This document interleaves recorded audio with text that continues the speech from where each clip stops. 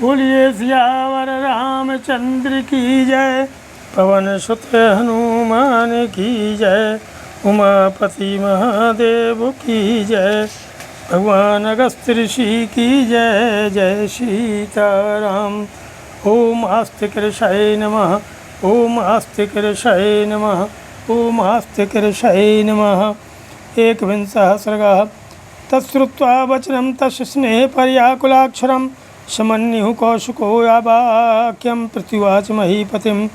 राजा दशरथ की बात के एक एक अक्षर में पुत्र के प्रति स्नेह भरा हुआ था।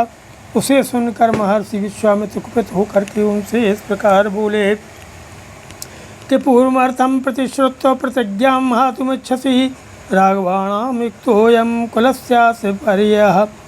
हे राजन, पहले मेरी मांगी हुई वस्तु के देने की प्रतिज्ञा करके अब तुम उसे तोड़ना चाहते हो। प्रतिज्ञा का यह त्याग रघुवंशियों के योग्य तो नहीं है। यह बर्ताव तो इस कुल के विनाश का सूचक है। यदीदं ते क्षमं राजन् गमिष्यामि यथागतं, मिथ्या प्रतिज्ञा का कुत्सो सुखी भव सुहृदव्रतो। हे नरेश्वर, यदि तुम्हें ऐसा ही उचित प्रतीत होता है तो मैं जैसे आया था वैसे ही लौट जाऊंगा। कुत्स कुल के रत्न, अब तुम अपनी प्रतिज्ञा झूठी करके हितैषी सुहृदों से घिरे रहकर सुखी रहो।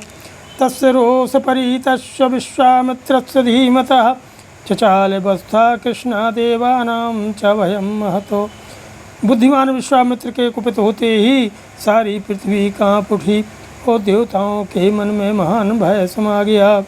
त्रस्ते रूपं तु विज्ञाय जगत सर्वं महान ऋषि, नृपतिं सुब्रतो धीरो वसिष्ठो वाक्यमब्रवीत्। उनके रोष से सारे संसार को त्रस्त हुआ जान उत्तम व्रत का पालन करने वाले श्री धीर चित्त महर्षि वशिष्ठ ने राजा से इस प्रकार कहा कि इक्ष्वाकुणां कुले जातः साक्षात् धर्मविवाह परः, धृतिमान सुव्रतः श्रीमान न धर्मं धातुमर्हसि। महाराज, आप इक्ष्वाकुवंशी राजाओं के कुल में साक्षात दूसरे धर्म के समान उत्पन्न हुए हैं। धैर्यवान उत्तम व्रत के पालक तथा श्री संपन्न हैं। आपको अपने धर्म का परित्याग नहीं करना चाहिए। त्रिशुलोकेषु विख्यातो धर्मात्मा इति राघव, स्वधर्मं प्रतिपद्यस्यो न धर्मं बोढुमर्हसि। कुलभूषण दशरथ बड़े धर्मात्मा हैं, यह बात तीनों लोकों में प्रसिद्ध है। अतः आप अपने धर्म का ही पालन कीजिए, अधर्म का भार सिर पर न उठाइए। पितृश्रुत्य करिष्येति उक्तं वाक्यं कुर्वतः, इष्टापूर्तिवदो भूयात् तस्माद् रामं विसर्जयो।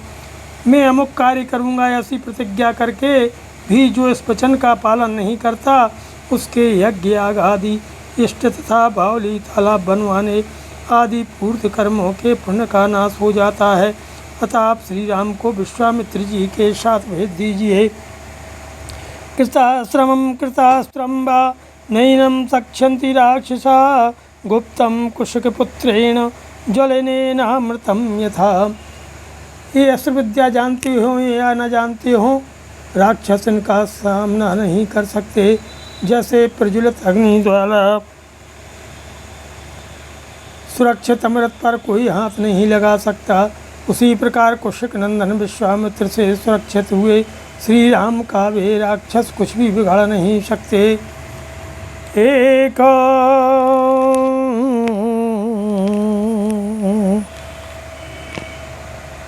एक विग्रहवान धर्मम, एक वीर्यवतांबरो, एक विधायको लोके तत्सच्च प्रायणम।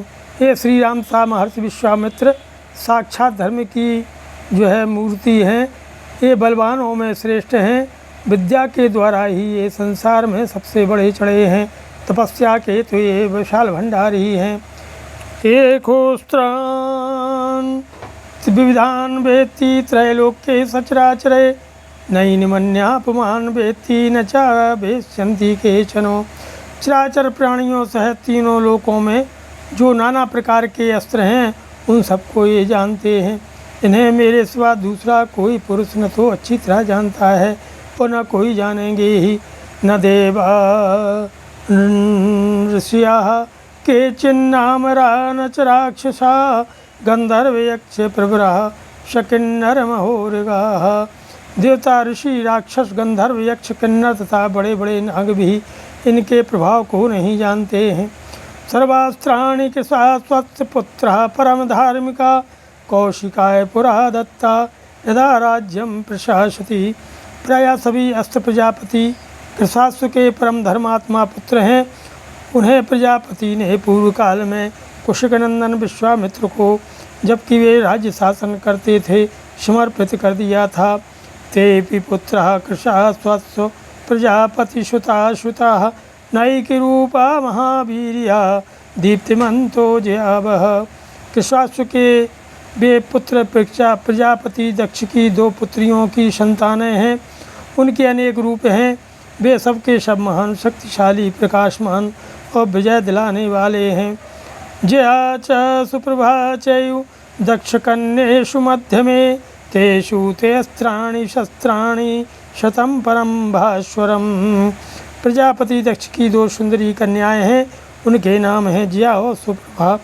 उन दोनों ने 100 परम प्रकाशमान अस्त्र शस्त्रों को उत्पन्न किया है कि 50 सुताम लेभे जया लब्धि बराबरान बधायासुर सैन्यानाम प्रमेयान रूपिणः। उनमें से जया ने वर पा करके 50 श्रेष्ठ पुत्रों को प्राप्त किया है, जो अपरिमित शक्तिशाली और रूप रहित हैं। वे सबके सब असुरों की सेनाओं का वध करने के लिए प्रकट हुए हैं। सुप्रभा जनयश्चापि पुत्रान् 50 पुनः संहारान नाम दुर्धर्षान् दुराक्रामान बलीयशा। फिर सुप्रभा ने भी संहार नामक 50 पुत्रों को जन्म दिया, जो अत्यंत दुर्जय हैं। उन पर आक्रमण करना किसी के लिए भी सर्वथा कठिन है, था वे सबके सब अत्यंत बलिष्ठ हैं। तानि चास्त्राणि देवेत्यैको यथावति कुशिकात्मजः अपूर्वाणां च जनने शक्तो भूयश्च धर्मवितो। वे धर्मज्ञ कुशिक नंदन उन सब अस्त्रों को अच्छी तरह जानते हैं। जो अस्त्र अब तक उपलब्ध नहीं हुए हैं, उनको भी उत्पन्न करने की उनमें पूर्ण शक्ति है। तेनाशु मुनि मुख्यस्व धर्मज्ञस्व महात्मनः न किंचिदस्त्य विदितं भूतं भव्यं च राघवो। हे रघुनंदन, इसलिए इन मुनि श्रेष्ठ धर्मज्ञ महात्मा विश्वामित्र जी से भूत या भविष्य की कोई बात छिपी नहीं है। एवं वीर्यो महातेजा विश्वामित्रो महायशा नराम गमने राजन संशयं गंतुमर्हसि।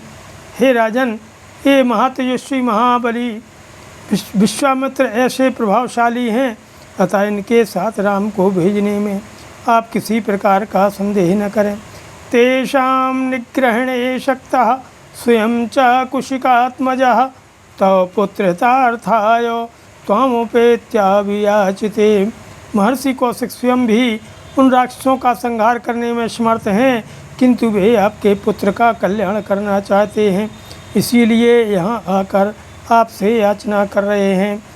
इति मुनिवचनात् प्रसन्न चित्तो रघुवृषभश्च ममोदे पार्थिवाभ्यः गमनामविरुरोच भागवश्यो पृथ्वी यशा कुशिकात्मजाय बुद्ध्या। महर्षि वशिष्ठ के इस वचन को विख्यात यश वाले रकुल शिरोमणि नृपश्रेष्ठ दशरथ का मन प्रसन्न हो गया। वे आनंद मग्न हो गए और बुद्धि से विचार करने पर विश्वामित्र जी की प्रसन्नता के लिए उनके साथ श्री राम का जाना उन्हें रुचि के अनुकूल प्रतीत होने लगा। श्रीमद् रामायण वाल्मीकि आदि काव्ये बालकांडे 21 सर्गः नमः। बोले सियावर रामचंद्र की जय।